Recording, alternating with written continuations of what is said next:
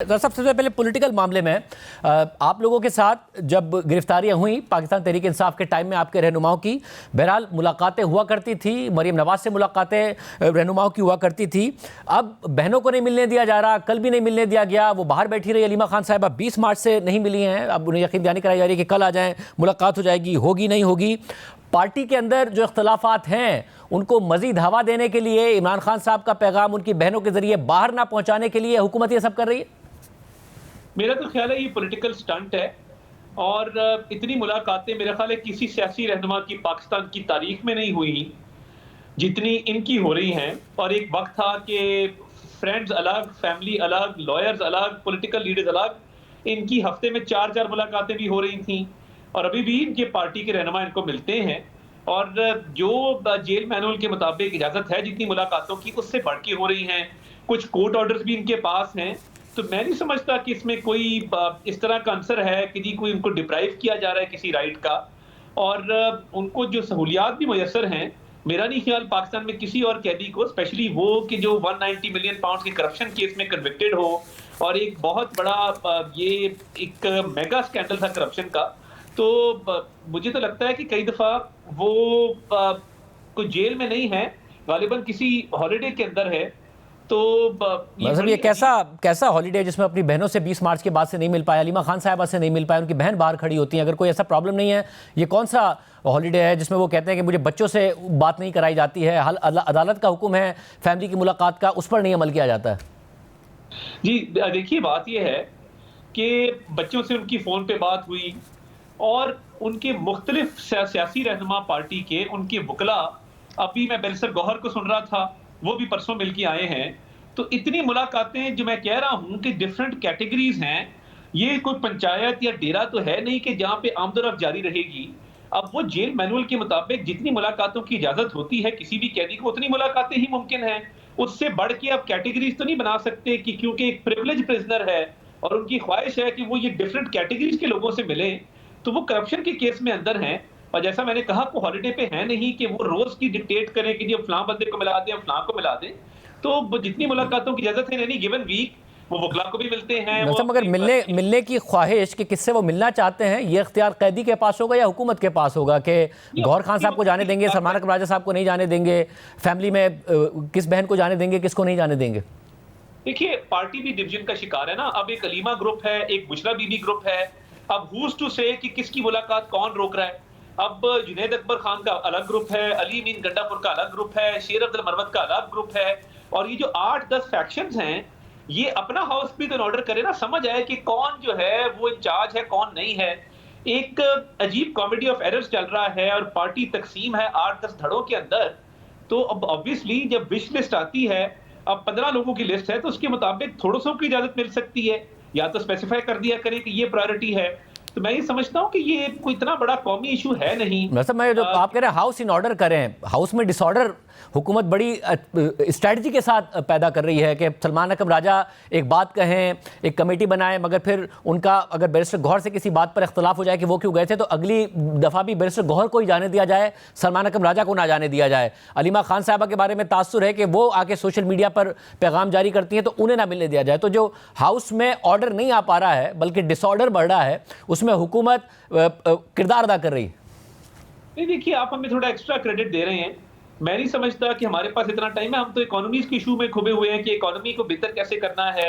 Fitch की rating बेहतर हुई है, पाकिस्तान के अंदर जो है वो एक इकोनॉमिक एक पॉजिटिविटी आई है। जो अभी फिच की रेटिंग में पॉजिटिव आउटलुक, उन्होंने कहा कि आपकी इकोनॉमी की जो है वो मुस्तहकम है पोजीशन। तो मैं ये समझता हूँ हमारे पास और बड़े इश्यूज हैं, नेशनल सिक्योरिटी से लेके तो इकोनॉमी तक। ये हमारे पास इतना टाइम नहीं होता कि हम देखें कि हमने पीटीए को कैसे डिवाइड करना है। ये आपस में लड़ने के लिए खुद ही काफी है कि एक दूसरे की टांगे खींचते रहते हैं, बयानात दागते रहते हैं, कमेटियों में एक दूसरे को लेट डाउन करते रहते हैं। अगर ये यूनाइटेड होते तो ये नौबत ही ना आती आज। वैसे फिर अगर आप ये कह रहे हैं हमारा ये मसला नहीं है, तो क्या फिर इस्टेब्लिशमेंट का ये मसला है? उनका फोकस है इस वक्त सोशल मीडिया पर जो कैंपेन होती है उसकी तकलीफ होती है, इमरान खान साहब जो हैं उन तक फिर इसलिए रीच को महदूद रखना, मनपसंद लोगों को जाने देना, जो कि पार्टी के अंदर से इल्जाम लगा है। देखिए, मैं यही कह रहा हूं कि देखिए, मैं तो बिल्कुल ये नहीं कह रहा। मैं तो कह रहा हूं कि हुकूमत और एस्टेब्लिशमेंट दोनों के पास इतना टाइम नहीं है कि वो अपनी एनर्जी इस इशू के ऊपर लगाएं। जहां पे वो आपस में लड़े हुए हैं, Bushra group, Aleema group, Junaid Akbar group, शेर अफजल मरवत ग्रुप, अली अमीन गंडापुर ग्रुप, गौहर ग्रुप, सलमान अकरम राजा ग्रुप। तो ये तो उनके अपने मसाइल हैं पार्टी के, ना इस्टेब्लिशमेंट के पास और ना ही हुकूमत के पास इतना टाइम है। अपने अपने काम है, इस्टेब्लिशमेंट का अपना काम है, हुकूमत का अपना काम है, इकॉनमी है, बाकी मसाइल हैं, मुल्क को बेहतर करना है। 1 साल में एक फिनोमिनल रिकवरी हुई है, इकोनॉमिक रिवाइवल हुआ है, उस पे हमारा फोकस है। ये आपस में जो लड़े हुए हैं, इसमें हुकूमत का, इस्टेब्लिशमेंट का कोई किरदार नहीं है। वैसे अगर ऐसा नहीं है और फोकस नहीं है तो फिर ये कैसे होता है कि अमेरिका से एक बिजनेसमैन का या डॉक्टर्स का जो कि तहरीक इंसाफ के हामी है ग्रुप आता है, वो पाकिस्तान में DGISI से मुलाकात कर लेता है। यहाँ तक खबर आती है कि इमरान खान साहब से उनकी मुलाकात कराई गई थी। ये एक अलग बात है कि तहरीक इंसाफ खुद ही अब उनके खिलाफ कैंपेन करना शुरू हो जाती है और उनके हामी यूट्यूबर्स, वो कैसे हो जाती है मुलाकात? देखिए, जब सरदार अयाज सादिक साहब से इनकी मुलाकात हुई तो सरदार अयाज सादिक साहब ने कहा कि उन्होंने जिक्र तक नहीं किया बानी चेयरमैन PTI का, ना उसमें कोई दिलचस्पी रखते हैं। तो देखिए, मैं समझता हूं कि हमारी फॉरेन पॉलिसी, हमारे फॉरेन रिलेशंस बड़े क्लियर हैं। मतलब ये मैं अमेरिकी वफ्द की नहीं बात कर रहा हूं, जो तहरीक इंसाफ के हामी डॉक्टर्स और बिजनेसमैन आए थे और DGISI से मुलाकात की थी, उनका सवाल कर रहा हूं। देखिए, मैं ये समझता हूं कि ओवरसीज पाकिस्तानीज का बहुत बड़ा एक कभी कन्वेंशन भी हुआ और ओवरसीज पाकिस्तानीज जो हैं बड़ी तादाद में वो तशरीफ लाए यहाँ पे और उन्होंने आके अपनी अपनी बात भी रखी। और मैं ये समझता हूं कि इसमें जो ओवरसीज पाकिस्तानीज का एक मकाम है पाकिस्तान के अंदर, अभी आपने कन्वेंशन देखा, आज आपने चीफ ऑफिस साहब की भी तकरीर सुनी। तो देखिए, ओवरसीज पाकिस्तानीज आते हैं मुल्क के अंदर और वो मुख्तलिफ मुलाकातें जरूर करते हैं और बिल्कुल उनको एक प्रिविलेज हासिल है। ओवरसीज पाकिस्तानीज को उनका एक स्पेशल मकाम है। इतने रेमिटेंसेज उन्होंने भिजवाए हैं, $4.1 अरब के रेमिटेंसेज मार्च के अंदर आए हैं, which is the record in Pakistan history. सब तो आर्मी चीफ ने भी, क्योंकि सोशल मीडिया फेक न्यूज़ का भी उन्होंने अपनी तकरीर में जिक्र किया, तो क्या ये एक बहुत बड़ा कंसर्न है कि अगर सोशल मीडिया को कर्टेल करती है पाकिस्तान तहरीक इंसाफ, रिपोर्ट हुई ऐसी बातें, उनसे कहा गया, तो फिर कम से कम बातचीत इस्टेब्लिशमेंट कर सकती है पाकिस्तान तहरीक इंसाफ के साथ? मेरा तो ख्याल है कि आज जिस तरीके से आपने वो स्पीच सुनी और जो पाकिस्तान के दुश्मन हैं और पाकिस्तान की रियासत के खिलाफ नेगेटिव प्रोपेगेंडा करने वाले लोग हैं, उनके हवाले से मैसेज लाउड एंड क्लियर था। आर्मी चीफ ने जहां टेररिस्ट को एक वाज़ेह पैगाम दिया है और कौम को एक हौसला और होप दी है कि Pakistan is in safe hands, Kashmir के इशू पे बात की है और एक ट्रू सोल्जर और ट्रू पाकिस्तानी की तरह बात की है। तो जहां पे पाकिस्तान के दुश्मनों का जिक्र किया है, वहां मैं समझता हूं कि आज 9 मई के हवाले से भी वो एक क्लैरिटी आ गई है कि उस पर कोई कॉम्प्रोमाइज नहीं है। तो मैं नहीं समझता कि कोई ये अगर सोशल मीडिया को बेहतर कर लें या कोई उस पर ये बैक ट्रैक कर जाएं तो कोई गुंजाइश है। देखिए, इनकी पॉलिसी ही ये है कि जाती मफाद को कौमी मफाद के ऊपर तरजीह दो, गालम गलोच की सियासत करो, सोशल मीडिया पे फॉल्स प्रोपेगेंडा करो, फेक न्यूज़ फैलाओ, सोशल मीडिया पे सनसनी क्रिएट करो, पाकिस्तान का नुकसान करने के लिए जो है ब्लॉग्स भी करवाएं और आर्टिकल्स भी लिखवाओ और पॉडकास्ट भी करो और वीडियोस भी बनवाओ। तो ये तो मेरा ख्याल अब इनके हाथ में भी नहीं है। इनके जो हामी हैं, वो जो मुल्क से बाहर बैठे हैं, क्या वो बात आ सकते हैं इस चीज से? क्या कभी वो कौमी इंटरेस्ट को, नेशनल इंटरेस्ट को अपने जाती इंटरेस्ट पे तरजीह दे सकते हैं? उनका वतीरा बन गया है कि वो मुल्क को, फौज को, हुकूमत को जो है वो बेजा तनकीद का निशाना बनाते हैं। और देखिए, बड़ी पॉजिटिविटी आई है। जो सीरियस माइंडेड इंडिपेंडेंट एनालिस्ट हैं वो इकोनॉमी की तारीफ कर रहे हैं, रेमिटेंसेज के हवाले से, लो इन्फ्लेशन रेट के हवाले से, लो इंटरेस्ट रेट के हवाले से, इन्वेस्टमेंट्स मुल्क के अंदर बढ़ रही हैं, मुख्तलिफ कन्वेंशंस हो रहे हैं, एक्टिविटीज हो रही हैं। तो ये करते रहे तनकीद, बट हम समझते हैं कि ये आहिस्ता आहिस्ता इररेलेवेंट हो जाएंगे बिकॉज इनकी सारी जो फोकस है वो मुल्क के खिलाफ है। और आप देखेंगे, बस मैं अगले इशू पर जाने से पहले मुआशी स्टेबिलिटी के हवाले से तो ज़ाहिर रिपोर्ट्स आ रही है, मगर इस वक्त हुकूमत का, आपका जो इस वक्त इत्मीनान है वो इस बात पर कि आपके इदारों के साथ ताल्लुकात अच्छे हैं, या इस बात पर कि तहरीक इंसाफ के ताल्लुकात बहुत बुरे हैं और वो कोशिश करके भी उसे ठीक नहीं कर पा रहे हैं, ताल्लुक नहीं कायम कर पा रहे हैं, उनका सोशल मीडिया उनके लिए एक लायबिलिटी बन गया है, जिस किस्म की कैंपेन चलाई जाती है? इत्मीनान है हुकूमत को ये कि उनके मामला ठीक नहीं हो रहे?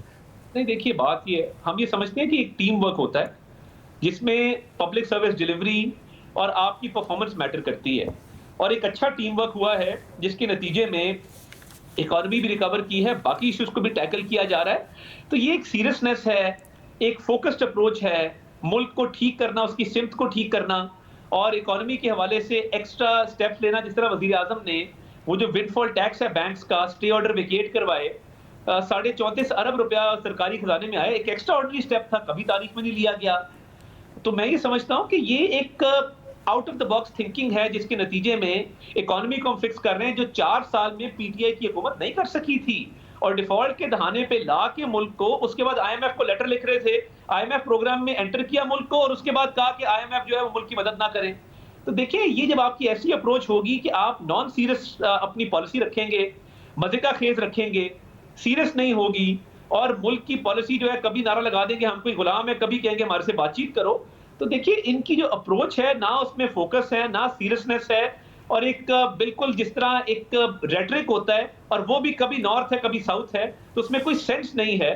तो फिर इनसे कौन इनके साथ काम कर सकता है? कोई, मतलब मुझे नहीं लगता कि इनकी कोई भी मुल्क के हवाले से एक भी पॉलिसी ठीक थी, या अभी कोई तरीके मतलब ये जो आपने कहा कि कौन इनके साथ काम कर सकता है, ये जो एहसास है हुकूमत में कि एस्टैब्लिशमेंट भी इनके साथ काम नहीं करने को तैयार या मामला चलाने को तैयार, यही वजह है कि पीपल्स पार्टी को भी ये शिकवा हो रहा है कि आप उन्हें फॉर ग्रांटेड ले रहे हैं, चाहे कैनाल्स का मसला हो, नहरों का मसला हो, उसमें भी वो मुसलसल बार बार मोतरिज हैं, मगर वफाकी हुकूमत जो है उस मामले को पर उन्हें मुतमईन नहीं करती नजर आ रही है। सिंध में पीपल्स पार्टी को चैलेंज का सामना करना पड़ रहा है। देखिए, बात ये नहीं है कि एस्टैब्लिशमेंट इनके साथ काम करने को या ना करने को तैयार है। एक इलेक्टेड गवर्नमेंट मुल्क में मौजूद है, और उस इलेक्टेड लेजिटिमेट गवर्नमेंट की जो टीम वर्क है एसआईएफसी के हवाले से, इन्वेस्टमेंट्स के हवाले से, वो एक पॉलिसी बेस्ड एक टीम वर्क है, वो चलता रहेगा। इनका मुझे समझ नहीं आ रही कि इनसे बातचीत का मामला है क्या, ये बातचीत करना चाहते हैं, नहीं करना चाहते, किस इशू पे करना चाहते हैं, और इनका मकसद क्या है, ये खुद क्लियर नहीं है। इनके डिफरेंट फैक्शंस डिफरेंट बातें करते हैं, इनका लीडर कभी एक बात करता है कभी दूसरी करता है, कंसिस्टेंट नहीं है अपनी अप्रोच में। तो मैं समझता हूं कि ये इशू रेलेवेंट ही नहीं है इस हवाले से। वैसे मगर पीपल्स पार्टी के जो तहफ़्फ़ुज़ात हैं, क्या इस तरफ भी देखा जा रहा है कि पीटीआई में इतने इख्तलाफात हों, कोई फॉरवर्ड ब्लॉक बन जाए, पीपल्स पार्टी बहुत नाराज़ हो तो रिप्लेसमेंट मिल जाए, या फिर पीपल्स पार्टी को आपको लगता है कि वो जाएंगे ही नहीं कहीं, उन्हें मैनेज करने के लिए इदारे मौजूद हैं, तो आपको कोई परवाह नहीं है, और नहरों का मसला भी क्योंकि इदारे ऑन बोर्ड हैं आपके साथ, तो वो कोई इशू नहीं है।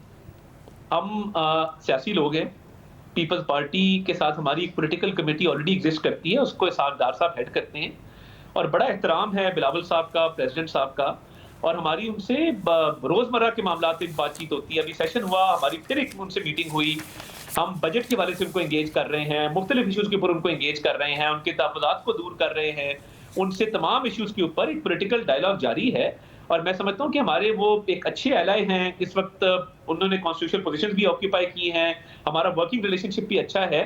तो हम बिल्कुल उनके तहफ़्फ़ुज़ात दूर करने में बड़े संजीदा हैं, और एक पॉलिटिकल प्रोसेस के जरिए ऑलरेडी कमेटीज दोनों साइडों में मौजूद हैं, इसको पॉलिटिकल डायलॉग, पॉलिटिकल प्रोसेस के जरिए उनके तहफ़्फ़ुज़ात को दूर करेंगे, उनके साथ बैठेंगे, और एक पॉलिटिकल कंसेंसस करेंगे, ख़ामो तफ़हीम से एमिकेबली इन मामलात को हल करेंगे।